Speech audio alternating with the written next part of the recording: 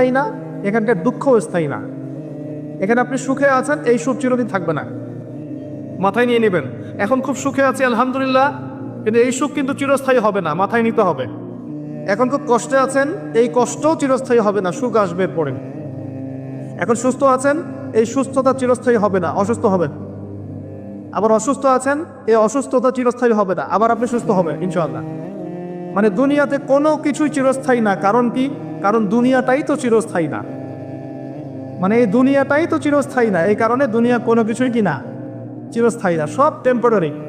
এটা হচ্ছে দুনিয়ার বাস্তবতা, হাকিকত। কোনটা স্থায়ী? ওয়াল আখিরাতু খায়রুন ওয়া আবকা। আখিরাত হচ্ছে চিরস্থায়ী এবং উত্তম, এটা স্থায়ী। এখানে যে খারাপ আমল নিয়ে যাবে, অনন্তকাল ওই খারাপ আমলের ফল তাকে ভোগ করতে হবে। ওখানে যে সৎ আমল নিয়ে যাবে, ঈমান নিয়ে যাবে, অনন্তকাল সে সুখ এবং স্বাচ্ছন্দ্যে থাকবে ইনশাআল্লাহ। এই কথাটা কখনো ভুলে যাওয়া যাবে না।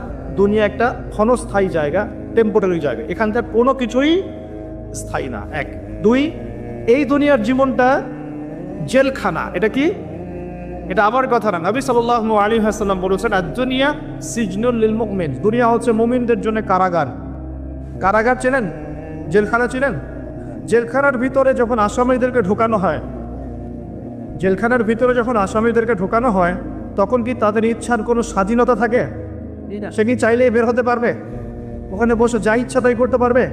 পারবে না। আল্লাহর নবী বলছেন, এই দুনিয়ার জীবনটা তোমাদের সবার জন্য হচ্ছে জেলখানা। আমরা মানে মুমিনদের জন্য। আর যারা কাফের, আল কাফেরদের জন্য আর দুনিয়া সিজনুল লিল মুমিন ওয়াল জান্নাতু লিল কাফির। কাফেরদের জন্য দুনিয়া হচ্ছে জান্নাত। জান্নাত মানে যেখানে যা ইচ্ছা তাই করা যায়, তাই না?